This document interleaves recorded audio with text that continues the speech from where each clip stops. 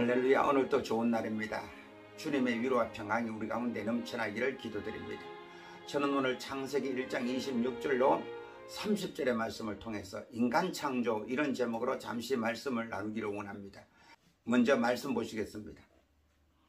하나님이 이르시되 우리의 형상을 따라 우리의 모양대로 우리가 사람을 만들고 그들로 바다의 물고기와 하늘의 새와 가축과 온 땅과 땅에 기는 모든 것을 다스리게 하자 하시고, 하나님이 자기 형상 곧 하나님의 형상대로 사람을 창조하시되 남자와 여자를 창조하시고, 하나님이 그들에게 복을 주시며 하나님이 그들에게 이르시되 생육하고 번성하여 땅에 충만하라. 땅을 정복하라. 바다의 물고기와 하늘의 새와 땅에 움직이는 모든 생물을 다스리라 하시니라.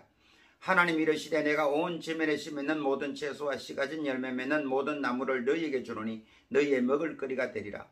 온 땅의 모든 짐승과 하늘의 모든 새와 생명이 있어 땅에 기는 모든 것에게는 내가 모든 푸른 풀을 먹을거리로 주노라 하시니 그대로 되니라. 지난 시간에는 천지 창조에 대해서 알아보았습니다. 이 광활한 우주의 탄생의 신비를 빅뱅 이론은 이렇게 설명하고 있습니다. 한번 영상 보겠습니다. 최초의 이 세상에는 아무것도 없었습니다. 시간도, 공간도, 물질도 없었죠. 당연히 은하도, 별도 없었어요. 그런데 어느 순간 한 점에서 시작하는 대폭발,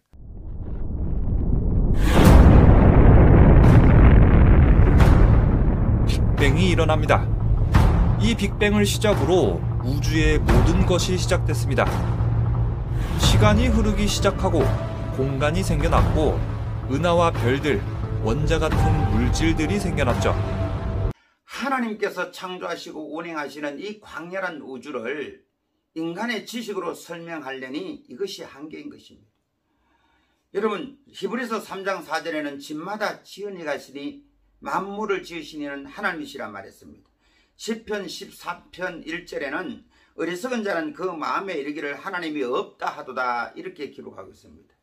여러분, 그러므로 우리가 하나님을 믿고 또 지식으로 하나님을 알고 육체로 하나님을 만나고 삶으로 하나님을 체험하며 산다는 것은 일생일대에 가장 중요한 것입니다. 그럼 오늘은 인간 창조에 대해서 한번 알아보겠습니다. 첫 번째로 하나님께서는 6일 동안 천지와 만물을 지으시고 맨 마지막에 사람을 창조하셨다고 말씀하고 있습니다. 여러분, 이것은 놀라운 사실입니다. 하나님께서 우리 인간에게 필요한 것을 다 지으시고 마지막에 사람을 지으셨다는 증거인 것입니다. 두 번째로 하나님께서는 하나님의 형상대로 사람을 지으셨다고 27절에 말씀하고 있습니다. 하나님의 형상대로 지음을 받았다는 것은 여러 신학자들이 다양하고 복잡하게 견해를 말하고 있는데요, 쉽게 한마디로 말하면 영적인 존재로 지음을 받았다는 것입니다. 창세기 2장 7절에 이렇게 기록하고 있습니다. 여호와 하나님이 땅의 흙으로 사람을 지으시고 생기를 그 코에 불어넣으시리 사람이 생명이 되리라 했습니다. 바다의 물고기와 공중의 새와 땅의 육축과 다르게 사람은 하나님과 교통할 수 있도록 영적으로 창조하셨습니다. 그러므로 여러분, 생물계에서는 약육강식의 먹이사슬로 자연스럽게 생태계가 유지되지만 사람에게 와서는 약육강식이 통하지는 않습니다. 사람은 하나님의 형상대로 지음받았기 때문에 천하보다 귀한 존재인 것입니다. 그래서 고의로 살인한 자는 반드시 죽일지니라고 성경에 말씀하고 있습니다. 여기서 우리가 애완동물을 가족처럼 대하는 것은 분명 창조 질서에 어긋난다는 사실을 알아야 합니다. 여러분, 애완동물 자체가 동물 학대인 것입니다.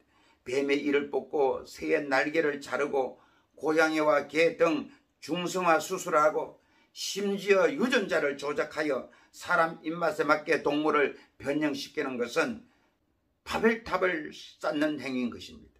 세 번째로 하나님께서는 남자와 여자를 창조했다고 말씀하고 있습니다.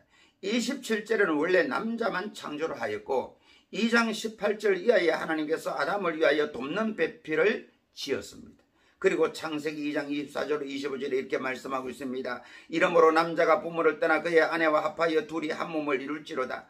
아담과 그의 아내 두 사람이 벌거벗었으나 부끄러워하지 아니하니라 말했습니다. 그러나 타락한 인간은 하나님의 창조 섭리대로 살지 아니하고 얼마 있지 아니하여 소돔과 고모라 땅에 남색하는 자, 즉 동성애 자들이 생겨났던 것입니다. 지금 유럽과 미국 일부 주에서는 동성혼이 합법화되고 트랜스젠더가 합법화되었습니다. 레위기 20장 13절에 보니까 누구든지 여인과 동침하던 남자와 동침하면 둘 다 가정한 일을 행하면적 반드시 죽을지니 자기의 피가 자기로 돌아가리라 말했습니다. 이뿐 아니라 성경은 남녀를 엄격하게 구분하고 심지어 옷까지 바꾸어 입지 말 것을 명령하고 있습니다. 신명기 22장 5절에는 여자는 남자의 의복을 입지 말 것이요 남자는 여자의 의복을 입지 말 것이라. 이같이 하는 자는 내 하나님 여호와께 가정한 자니라 말했습니다. 심지어 짐승도 다른 종류와 교미를 시키지 말고 밭에 두 종자를 섞어 뿌리지 말 것을 말씀하고 있습니다. 레위기 19장 19절에 너희는 내 규례를 지킬지어다. 내 가축을 다른 종류와 교미시키지 말며 내 밭에 두 종자를 섞어 뿌리지 말며 두 재료로 직조한 옷도 입지 말지며 그랬습니다. 그러므로 우리는 이 세상 풍조를 따라서 살아서는 안 되는 것입니다. 진리의 말씀에 굳게 서서 하나님의 말씀이 인생의 나침판이 되어서 말씀대로 살아가야 될 줄로 믿습니다. 네 번째로 하나님은 사람을 만물의 영장으로 지으셨습니다. 창세기 28장 30절에 이렇게 기록하고 있습니다. 하나님이 그들에게 복을 주시며 하나님이 그들에게 이르시되 생육하고 번성하여 땅에 충만하라. 땅을 정복하라. 바다의 물고기와 하늘의 새와 땅에 움직이는 모든 생물을 다스리라 하시니라. 하나님이 이르시되 내가 온 지면에 씨 맺는 모든 채소와 씨 가진 열매 맺는 모든 나무를 너희에게 주노니 너희의 먹을거리가 되리라. 또 땅의 모든 짐승과 하늘의 모든 새와 생명이 있어 땅에 기는 모든 것에게는 내가 푸른 풀을 먹을거리로 주노라 하시니 그대로 되니라 했습니다. 저는 초등학교 다닐 때 여름에 큰 항소를 몰고 풀을 먹이러 산으로 간 적이 있습니다.